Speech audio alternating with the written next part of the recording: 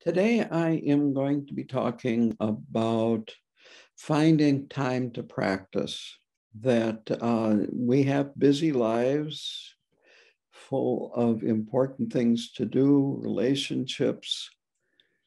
Some of us have pets, have property to take care of, and just all kinds of things that we find that we need to do. And it can be difficult to find enough time to practice. So I will try to give you some help here. The first thing is, do you prioritize things on importance? We have a lot of things going on in our life.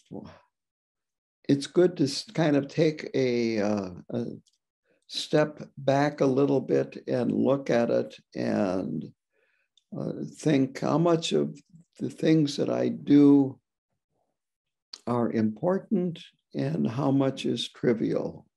That's what I mean about importance. A lot of what we do keeps us busy. When we are on our deathbed, are we going to think, I wish I would have done more of that? Or are you going to think, I wish I would have practiced more? It is important to contemplate impermanence to help us decide, because when we die, of course, we'll leave everything behind. At that point, just about everything in our lives except for Dharma becomes irrelevant. You could say that Dharma practice is actually a preparation for the moment when we die. We also need to look at this, the pursuit of happiness. That is considered very important. You might say it's a human right in this country to pursue happiness. Our minds are limitless. This is why you can become Buddha. But on the other hand, one's desire also has no limit to it. That we have to put limits on our desire. If you're not happy before you get what you want, you're not going to be happy after you get it, at least not for long. You will soon be looking for something else to acquire to make you happy. And the same thing for money and for work. That we need a certain amount of money to survive, to take care of our needs, to give us leisure so that we can practice the Dharma. But on the other hand, if you are just accumulating money because it's nice to have and you can spend it, then maybe there's a problem here. The retreat that I was in, there was a man, he was actually Canadian. I'm not sure what part of Canada he came from. He was a self-made millionaire, and he was involved in finance. He had his own company with partners. And he said one of the things, now this would have been 1992 or earlier retreat. The pre-retreat program started in August of 1992. So before that, with his work, one of the programs that he offered his customers who were wealthy people that had a lot of money was, now remember, this is 1992, how to live on $250,000 a year. I don't know what that would be in present dollars. And he said the problem was that his customers were very good at making money, but very poor on financial planning. And taxes would come due and they couldn't pay for what they owed. Even people at that time made $250,000 or more had problems managing money. And it wasn't that they needed to make more. It was that they needed to learn how to live on $250,000. Needless to say, I could have taught that course, but the people wouldn't have liked it because I would have been talking about living on $25,000 a year, a tenth of that, with the lifestyle that I was leading before retreat. But anyway, we have to realize we need to limit our desires in terms of the material world. Otherwise, we'll never be satisfied. So that's about desire. Now, about anger, the teachings traditionally say if you defeat an enemy, 10 more will appear. And either way, you're not going to be happy for very long. Even if you do conquer the enemy, an enemy, that and are happy about it, more enemies will appear. It's not a matter of you, them picking on you, is that you are creating them. And for ignorance, the third choice that we have when we relate neurotically to our mundane life is that we can live with ignorance. We can live in the past, we can live in the dream, but life is constantly new and fresh, and we can't practice if we are, you might say, in ignorance and a denial. We're going to deny that we need to practice too. We want to avoid, you might say, giving in to these three afflictive states of mind. And then another factor that comes in is discouragement. We practice for a while, and then we feel that I'm wasting my time, or I don't really think I'm getting anywhere, or this, I'd rather do something else. I just plain can't do it. I don't have Buddha nature. I'm not interested. Whatever, but you get discouraged and quit practicing. Another thing that happens that keeps us from practicing is getting distracted. You can get on the internet and spend a lifetime on the internet and never even have time to eat. The games, the various social media, posting on social media, there's a lot of bizarre stuff on the media, and it's there for a reason, because they want somebody to watch it. I don't know, things that reach the newspapers usually tend to be on the bizarre level. But I just read the other day that there was a boy, a 17-year-old boy, that he was posting on some social media about how fast he drives. Well, he had an accident and killed 6 people doing 151 miles an hour, not kilometers. This is miles an hour. The defense is that he was mentally unstable. Okay. But really trying to impress people with this kind of stuff on social media. I'm thinking to sell a tractor that I have, an antique tractor. And so I was searching the internet for, what is this tractor worth? Who has sold one? Who's put one up for advertising? And I came across a video on YouTube of someone doing with an antique tractor, basically the same thing as going 151 miles an hour down the road.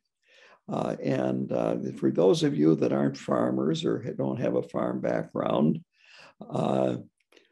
he was doing wheelies with it, where the front end would go up in the air like that. And the only thing is that they have a tendency to, when you do that, to keep going and flipping over and falling on top of you. It's extremely dangerous. In fact, there is a meditation center about 6-7 miles away from here. It's Theravadan in their tradition, and it's a center that's up in the Twin Cities, and they bought a retreat place out here. Soon after they bought it, one of the members was doing the same thing with a tractor and killed himself. Anyway, I'm kind of getting down on social media, but we got better things to do than spending all our time on Facebook and YouTube and so forth, getting distracted. And then there are the excuses. I've got this something or other going on in my life today, this week, this month, and I'll get to it later. I'll put a weekend aside and I'll do it then. But in the meanwhile, there's too much going on in my life and I just can't find the time to do it. I thought at one point about writing a book called 1001 Reasons Why I Don't Have to Practice Now. But the bottom line is there's a story, I think it comes from Greek mythology, about the hare and the tortoise, which makes a lot of sense. And it is that the two are in a race. And of course, the tortoise is very slow and the hare is very fast. And but the hare would run ahead and then get distracted and kind of fiddle around. Meanwhile, the tortoise just keeps on plodding slowly, slowly. And of course, the race is won by the tortoise because the tortoise kept at it steadily. And that's the approach we want to take rather than bursts, doing it regularly, developing regular habits. So then it's good to ask yourself, what is the purpose of human life? Is it to raise children? Is it to be comfortable? Is it to read the right books? To survive? How about fighting for justice and equality? Or being on the right side of history? There's all kinds of noble reasons why that give our life meaning, we think. The overriding meaning of our life as Buddhists is to reveal the essence of our existence. This is the purpose of our life, to reveal the essence of our existence. And this is why we practice. We practice to reveal that, to become more compassionate, have more loving kindness, to realize that we are not separate from everybody else, that because of interdependence, we are interrelated. There are three types of laziness the Buddhists talk about, at least the Tibetan Buddhists. The first kind is, I don't know the Tibetan name, but I call it couch potato. And that is you wake up in the morning and you're already tired and you maybe lay in bed and your mind is full of thoughts about how much you're going to have to do today and it's beyond your ability to handle it. And so you just stay in bed, maybe go back to sleep, maybe just lay there and think and think and think. And then you get up. You do a few things, and then it's time for a nap. Sit on the couch, maybe watch television, get on the internet, do something.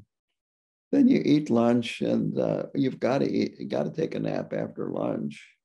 And so you spend 10, 12, 16 hours a day sleeping, or just in a state of half asleep. The next type of laziness is, I call it compulsive busyness, where you're just keeping busy to keep busy. You find all kinds of things that aren't really that important to do. And you do them and you keep doing them and doing other things. And you might have accumulated things, you might have accomplished things, but how important are they? Then the third type of laziness is selling yourself short, self-deprecation.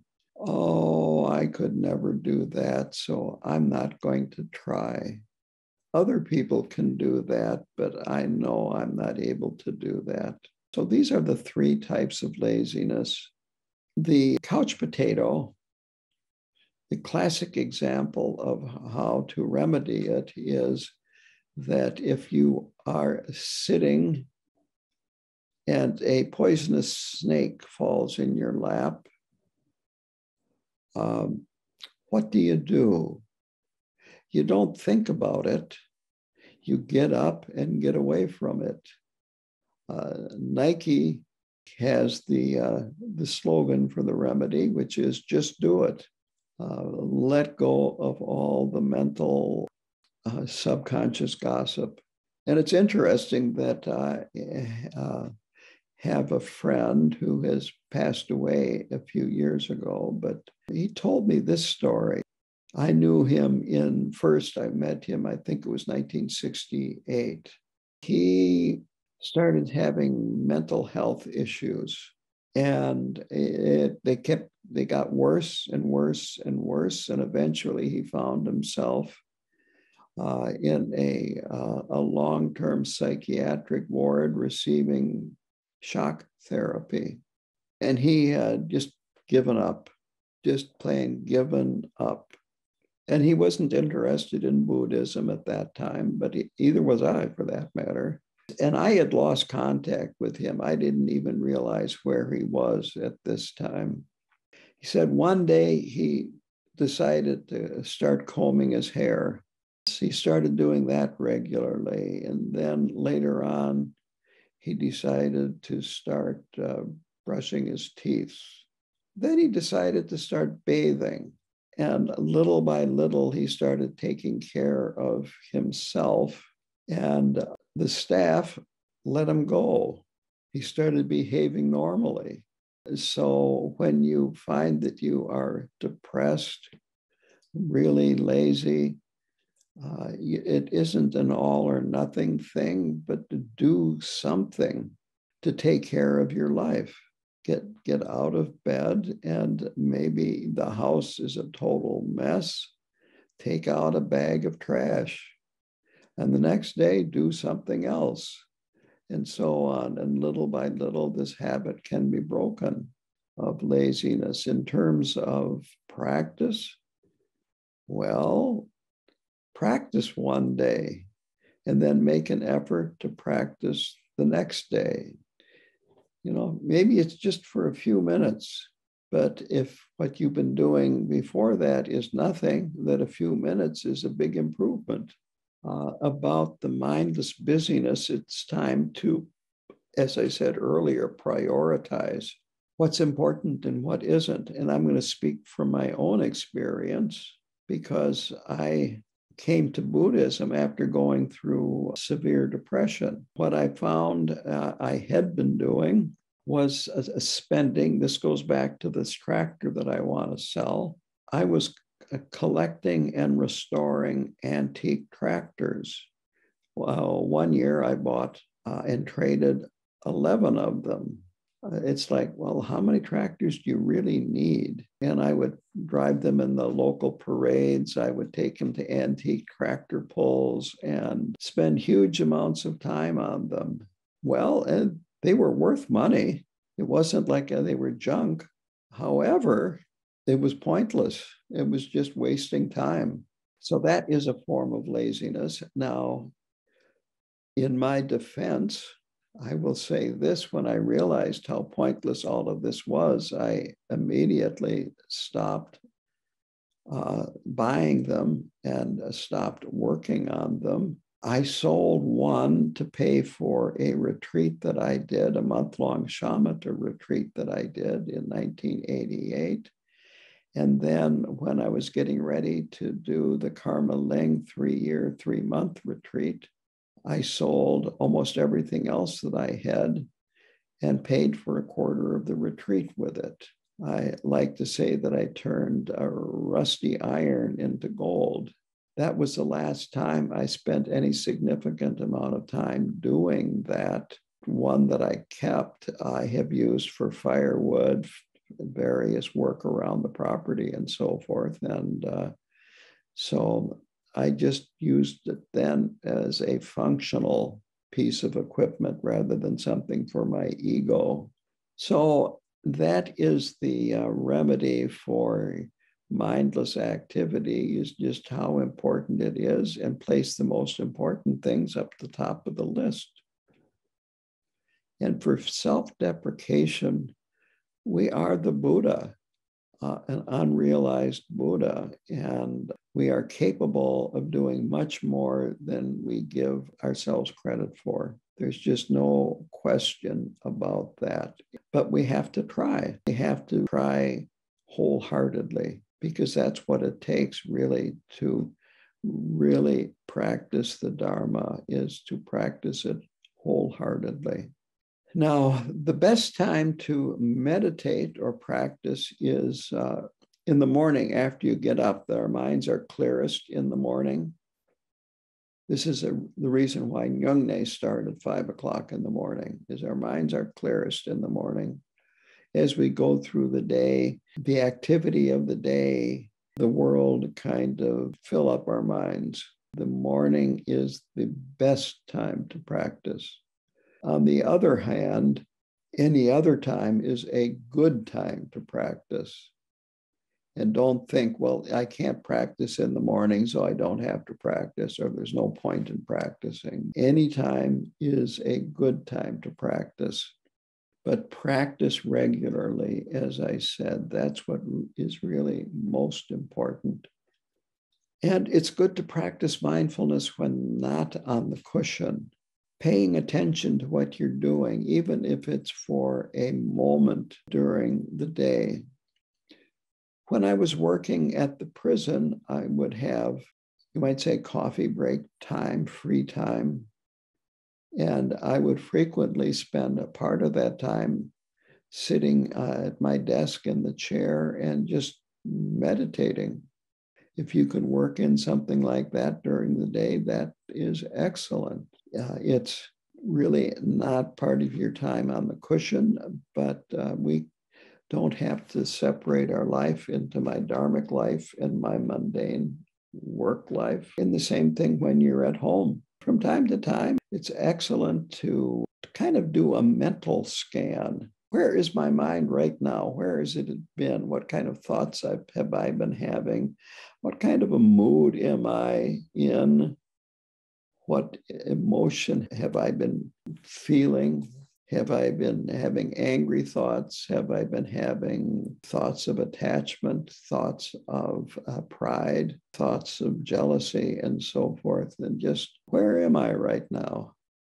And then, of course, let go of any thoughts that you have that are involved in any of the afflictive states of mind. And it could be just following the breath for a few minutes or a few seconds. When the phone rings, you could, even if you wanted to, use whatever you have on your phone to be a bit like a singing bowl. So the phone rings, just listen to the first couple of rings and use it to calm your mind down, and then answer the phone rather than, immediately go over, pick up the phone and start talking. Use it to kind of gather a mindful moment. So there's plenty of opportunities throughout our day to incorporate the Dharma into our mundane life.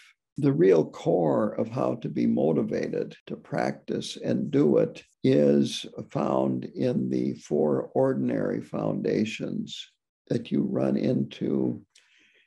Maybe encounter is a better word for it. When you encounter doing Nundro, and they are there for a reason, and that's why I'm bringing this up. It is necessary for any Dharma practice, if you are serious, to contemplate these 4 ordinary thoughts, especially on days when you're not motivated, days when you're having doubt about your practice. And these are very common. It's not unusual if you have doubt about practice. if you're not motivated. And these are called the four ordinary foundations because they are like a foundation of a building. A foundation of a building, for those of you that aren't builders or architects, is what is in the ground, what gives the building a stability, what everything else is built on. For a house, a foundation is usually made out of concrete. It keeps the building from sinking into the ground. If it's not a good foundation, the building will sink, and it will sink unevenly, and it will cause cracking, sagging, and eventually collapse. So a good, strong foundation is very, very important in building, and it's just as important in our Buddhist practice. Those of you that have been involved with various centers over the years, and many of you have seen many people come and go, that they come for a while. Perhaps they practice a little bit, but then they leave and that's it. That they don't have a good understanding about these four foundations and about the significance of practice.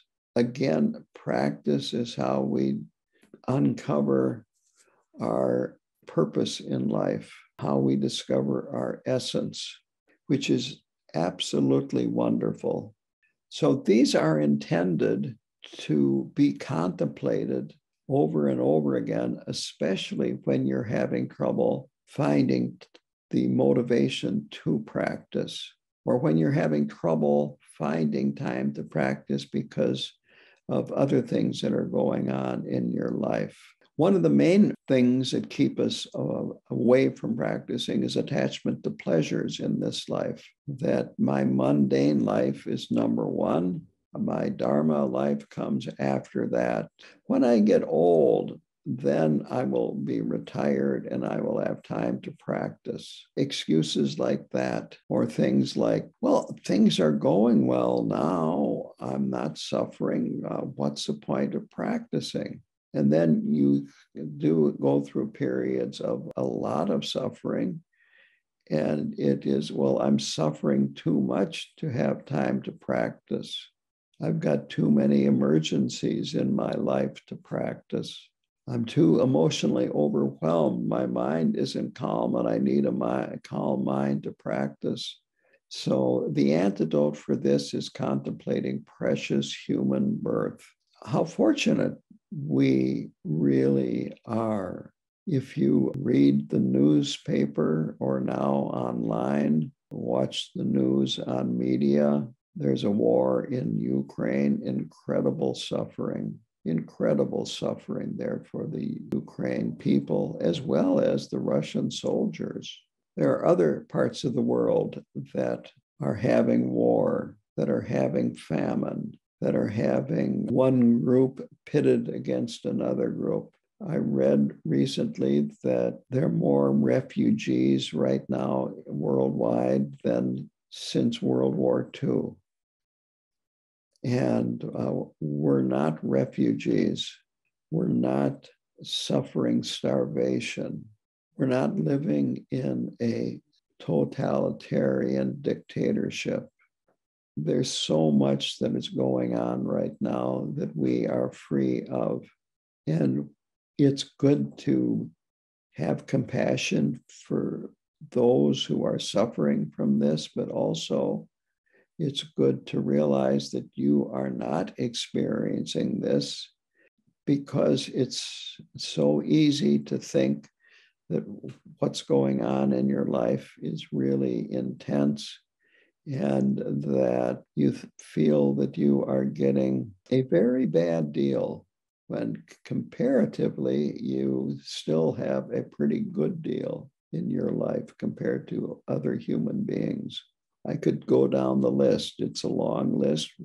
Another factor in that list would be that you're in a group that is not discriminated against, a racial or a cultural group that is not discriminated against. You're comfortable. from what I know of you, that you all are relatively materially comfortable, that our minds work, our minds aren't developmentally disabled, that our minds aren't suffering from mental illness and other psychiatric disorders. We're doing pretty well, even though we might feel that we're not. But it's good to really get a better view of our situation. And on top of that, of course, we've met Khenpo Karthar Rinpoche and Tibetan Buddhism, received teachings, empowerments. And we are familiar with Tibetan Buddhism. We have practiced it. We've received instructions. So we have a lot of resources. So it's important to remember this and then realize and contemplate impermanence, that it's not going to last, that you could die at any time, and you could have something happen that would cause you to, for instance, a stroke that would cause you to be paralyzed, perhaps not even being able to speak. And this would make it very difficult to practice if that should happen, even though you are alive. We don't have control over when the time of death comes. And we can't just go by actuarial tables and say, well, most people my age live for so many years after this, and I'll live. In fact, I'm exceptional. I'll live above average for people that were born the year that I was born. I will have a longer lifespan. But we do play these games with ourselves all the time. But if we realize tomorrow, next week, next month, we could get a diagnosis of an incurable illness, and we have a year to live, 6 months to live. Yeah, this is realistic thinking. And I've had a large number of friends that have died in accidents, some of them auto accidents, another a commercial airliner accident. The airline was in Central America, and it blew up in midair as it was landing. It was probably a bomb that was planted on the plane. The point being that accidents happen, and you don't know. So now is the time to practice, and contemplating impermanence is very, very important. And if you're looking for encouragement to practice, is my practice effective? If I'm gaining, am I gaining anything from this practice? Well, here are signs to look for. One is more equanimity. You become more even. You still have emotional ups and downs, but they're not quite such a difference between the ups and the downs. An inmate told me this one time, that he had been practicing meditation. I was leading a group. I was working at the time in the prison, and he was doing meditation in his room as well on a daily basis. And he tells me one day, you know, there's a lot of suffering in this place. And it's not just the inmates, it's the staff too. And I felt that was a very good sign that he had gone and started to open up to the point where he was realizing that the suffering he was experiencing was being experienced by the people around him also. And that this included the staff. And it was true that the staff, they're human. They suffer too, just like the rest of us. So starting to become more aware of other people, having your mind a little calmer, having more ease in your life situations. These are signs. In other words, don't look for signs while you're practicing. Look for what happens when you're not practicing. If you want to have more peace of mind, it's not that you need to meditate, and then you can let go of these thoughts that are bothering you and agitating you. It is that you can learn through meditation to lessen your attachment to the thoughts that disturb your mind. So I've covered the first two thoughts, precious human birth and impermanence, that it won't last. The third one is the infallible law of karma. And because of karma, when you engage in virtuous actions, you are planting seeds, karmic seeds, that will in the future, when conditions are proper, will sprout and bear fruit. And virtuous actions lead to pleasant circumstances, pleasing surroundings and companions, connection with the Dharma in the future, not only in this life, but in future lives. And so we are, you might say, by practicing, planting the seeds of future happiness. When we're engaged in non-dharmic activities, frequently we are planting the seeds of future unhappiness. Doesn't mean that it has to be that way, but frequently it does end up that way. The fourth one is what's called the unsatisfactory state of samsara. And this is intended get the practitioner to avoid thinking, I want to have a better rebirth next lifetime around. And so this is a fault that people that have grown up Buddhist in a Buddhist culture can fall into. It's a little more difficult for us Westerners to fall into this, but it can happen. But the point is that no matter what realm you are born into, and no matter how good your conditions are, that it's impermanent, it won't last, and that if you are in a very good, comfortable place, whether it be in the human realm or in a God realm, that it will not last. And you will eventually die, and then around and around you go in samsara. So instead of trying to find a nice place to, you might say, hang out in samsara, we want to be liberated from samsara.